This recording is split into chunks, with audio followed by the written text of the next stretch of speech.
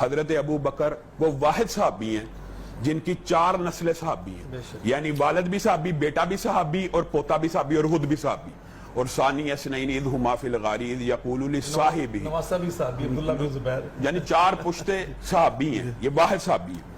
اور اللہ تعالیٰ ان کو صحابیت کا لقب، ایک تو یہ ہے جن کو ہم دیتے ہیں کہ جس نے رسول اللہ کو دیکھ لیا وہ صحابی ہے، ان کو اللہ کہہ رہا ہے ثانی اثنین اذ ہما فی الغار اذ یقول لصاحبہ، صحابی کا لقب ان کو ان کے والد کو اللہ رب العزت نے دیا. اور دوسری طرف ان کی جو والدہ ام رمان ہیں، ان کے بارے میں نبی کریم صلی اللہ علیہ وسلم کی حدیث پتہ کیا ہے کہ جس نے جنت کی کوئی حور دیکھنی ہو عائشہ کی ماں کو دیکھ لی، جس کی ماں کی یہ فضیلت ہے. پھر انہوں نے جو وہ سبز ریشمی ٹکڑے کی تصویر کی بات بیان کی ہے نا، اس کے اندر حضرت عائشہ نے یہاں پہ تو یہ کہا تھا کہ جو آپ دیکھتے ہیں میں نہیں دیکھتی، تو لیکن داہیہ قلبی کو ایک مرتبہ رسول اللہ صلی اللہ علیہ وسلم کے ساتھ کھڑا ہوا حضرت عائشہ نے دیکھا، کہا آپ داہیہ قلبی سے باتیں کر رہے تھے، وہ اوپر تھے آپ نیچے تھے، آپ نے گھوڑے کے اوپر اس طرح بلا تکلف کھڑے تھے.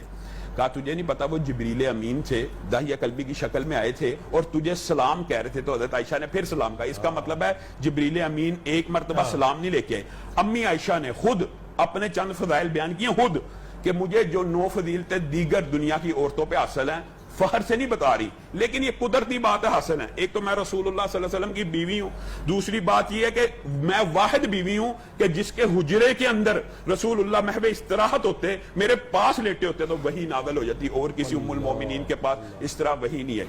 اور پھر حضرت عائشہ نے کہا میں وہ ہوں کہ جن کے ہاتھوں میں رسول اللہ صلی اللہ علیہ وسلم کا انتقال ہوا، اور میں وہ ہوں کہ جن کے حجرے میں رسول اللہ صلی اللہ علیہ وسلم دفن ہوئے، اور میں وہ ہوں کہ جن کا لعاب دہن آخری وقت میں انشاءاللہ اس کی تفصیل بیان کریں گے، آخری وقت میں رسول اللہ صلی اللہ علیہ وسلم کے لعاب کے ساتھ مل گیا. یہ امی عائشہ خود اپنی فضائل بیان کر رہے ہیں. اور آج دکھ اور افسوس کی بات ہے، میں علم و فضل کی طرف آتا ہوں.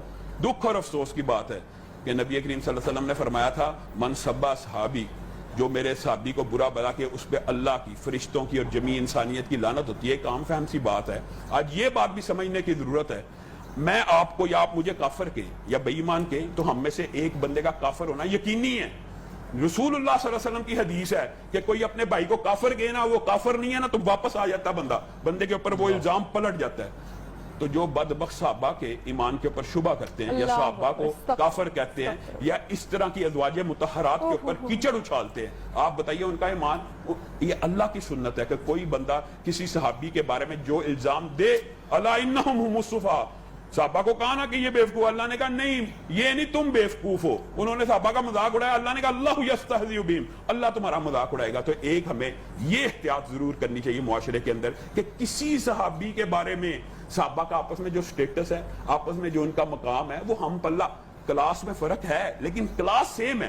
حضرت ابو بکر کا درجہ اعلیٰ ہے باقی صحابہ سے، لیکن ایک کلاس تو سیم ہے نا کہ سب نے رسول اللہ صلی اللہ علیہ وسلم اس میں درجے اوپر درجات. اگر وہ آپس میں ایک دوسرے کا کوئی بات کر دیتے ہیں، وہ بشری تقاضے کی ہے، اس کو بعد میں کوٹ کرنا یہ امتی غلط رنگ دینا یہ بڑا نجائز بات ہے. امتی کو کبھی یہ نہیں کہنا چاہیے کہ وہ، جہاں تک آپ نے علم و فضل کی بات کی ہے نا، تو امی عائشہ کے بارے میں اجماع امت بھی ہے، امام ظہری کا قول بھی ہے، دیگر ائمہ کا قول ہے کہ امی عائشہ سے بڑا فقیہ اور عالم امت میں عورتوں میں کوئی نہیں ہے. اور امام ظہری نے تو یہاں تک کہا جمیع اصحاب اور جمیع امہات المومنین کا علم جمع کر دیا جائے، امی عائشہ کے علم سے تھوڑا ہے.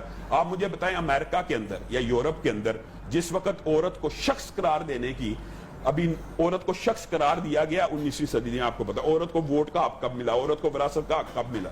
جس وقت یہ بحث ہو رہی تھی کہ عورت تعلیم لے سکتی ہے کہ نہیں لے سکتی، آج سے 14 صدیاں پہلے امی عائشہ وہاں پہ صحابہ کو تعلیم دے رہی ہیں. اسلام کے اندر تو عورت پہلی معلمہ امی عائشہ ہیں. امی عائشہ سے جتنے مسئلے ثابت ہیں قرآن و سنت کے، شاید کسی امی عائشہ سے صرف روایت کردہ جو احادیث ہیں ان کی تعداد 2210 ہے، 2210. اور اگر آپ مقررات بخاری شریف کی نکال دیں، یعنی جو بار بار حدیثیں ریپیٹ ہوتی ہیں، تو آپ بتائیں بخاری شریف میں کتنی حدیثیں ہیں؟ یعنی اکیلی امی عائشہ کی روایات 2210 سے زیادہ ہیں. کتنا بڑا علم کا ایک سمندر ہے امی عائشہ. اور امی عائشہ کی ذات کے اندر نا ایک چیز بہت ہے جس کی طرف انہوں نے ہلکا کا حوالہ بھی کیا کہ عروہ جو ان کے نواسے کا، عروہ بھی ہیں جو عبداللہ ابن زبیر بھی ہیں، وہ خود بیان کرتے ہیں. عروہ کہتے ہیں ایک دن میں نے دیکھا امی عائشہ کے ہاتھ میں 70,000 کا ایک رومال آیا، 70,000 اس میں درہم موجود ہے اور ایک رومال میں ہے. انہوں نے ایک ہی وقت میں 70,000 درہم انفاق کیا اور رومال جا کے کھڑی ہو گئی. پھر عبداللہ ابن زبیر نے 1,00,000 درہم بھیجا. تو 1,00,000 درہم ایک ہی لمحے میں خرچ کر کے، یعنی ایک ہی وقت میں ایک ہی نشست میں ختم کیا. تو عبداللہ ابن زبیر کے منہ سے یہ الفاظ نکل گئے کہ امی عائشہ کے ہاتھ کو ذرا روکنا پڑے گا. تو امی عائشہ ان سے ناراض ہو گئی اور ان سے کہا میں قسم کھا لی میں آج کے بعد اس سے کلام نہیں کروں گی. پھر رسول اللہ صلی اللہ علیہ وسلم کے ننیالی رشتہ دار آئے، انہوں نے سفارش کی تو امی عائشہ نے پھر قسم کا کفارہ ادا کر کے ان سے دوبارہ بات کرنا شروع کی. ایک مرتبہ حالت روزے میں ہے، امیر معاویہ نے 1,00,000 درہم بھیجا، حالت روزہ ہے تو 1,00,000 درہم پھر انفاق کرنا شروع کر دیا. خادمہ کہتی ہے آپ نے افطاری کے لیے رکھ لینا تھا. تو امی عائشہ کہتی ہے تو انہیں بتا دینا تھا تو میں رکھ لیتی. اور ایک مرتبہ ایسا واقعہ ہوا کہ گھر کے اندر صرف روٹی کا ایک ٹکڑا موجود ہے. مانگنے والی آئی، آج بھی روزے سے ہے، مانگنے والی آئی، خادمہ کو کہتی ہے اس کو دے دو. کہا روٹی کا صرف یہی ٹکڑا آپ کی افطاری کے لیے، پھر نہ کہنا پہلے آپ مجھے کہتی رہتی ہیں بتا دینا تھا. کہا میں کہتی ہوں دے دو، جب افطاری آئے گی دیکھی جائے گی. پھر کیا ہوا کہ افطاری کے وقت کسی نے گوشت بھیج دیا تو امی عائشہ نے کہا یہ دیکھو روٹی کے بدلے میں دنیا میں بھی گوشت مل رہا ہے. تو امی عائشہ کا جو طرز انفاق فی سبیل اللہ یہ کہاں سے اخذ کیا؟ یہ رسول اللہ صلی اللہ علیہ وسلم سے. اور جو پیار اور محبت رسول اللہ صلی اللہ علیہ وسلم کا شاہ صاحب نے بیان کیا نا کہ دوڑ لگانا، امی عائشہ کے ساتھ رسول اللہ صلی اللہ علیہ وسلم کی اتنی زیادہ قربت تھی کہ آپس میں مذاق کیا کرتے تھے. کئی مرتبہ، ایک مرتبہ حضرت عائشہ کے سر میں درد تھا تو رسول اللہ صلی اللہ علیہ وسلم بھی آخری بیماری کے ایام میں تھے. تو رسول اللہ نے کہا تو پریشان کیوں ہوتی ہے عائشہ؟ اگر تو فوت ہوگی میں تجھے اپنے ہاتھ سے دفناؤں گا، کفناؤں گا، غسل دوں گا. یہاں سے یہ بات بھی ثابت ہوتی ہے کہ میاں بیوی کا جو تعلق ہے نا وہ مرنے سے ختم نہیں ہوتا. یہ بات بھی غلط العام ہے معاشرے میں کہ میاں بیوی کا تعلق ختم ہو گیا. حضرت فاطمہ کو کس نے غسل دیا؟ حضرت علی نے. اور رسول اللہ صلی اللہ علیہ وسلم یہاں پہ یہ کہہ رہے ہیں اگر تو فوت ہوگی میں تجھے اپنے ہاتھ سے غسل دوں گا، کفناؤں گا، دفناؤں گا، جنازہ پڑھوں گا. تو امی عائشہ آگے مسکرانا شروع ہوگی. کہا آپ تو مجھے لگتا ہے کہ میری وفات پہ خوش ہوں گے اور اسی حجرے میں ایک اور بیوی کو لے آئیں گے. یعنی ایک انداز تو رسول اللہ صلی اللہ علیہ وسلم نے ان کی بات پہ بے اختیار تبسم فرمایا.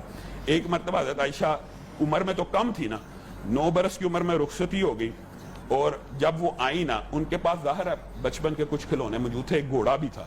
تو حضرت رسول اللہ صلی اللہ علیہ وسلم ان کی حاضر جوابی کے نا بڑے لوگوں میں ذکر کیا کرتے تھے عائشہ کی ذہانت کا. اور یہ جو شاہ صاحب نے بات کی ہے نا یہ یقین ماننے، ہمارے معاشرے میں تو تکلف ایسا ہے ہم لوگوں کے سامنے اپنی بیوی کی تعریف کر دینا لوگ عجیب و غریب القاب دینا شروع کرتے ہیں، یار یہ بیوی کے نیچے لگا ہوا یا ایک خاص ایک ٹرم. تو رسول اللہ تو سب لوگوں کے سامنے شاہ صاحب نے حدیث بیان کی ہے کس سے محبت ہے؟ عائشہ سے.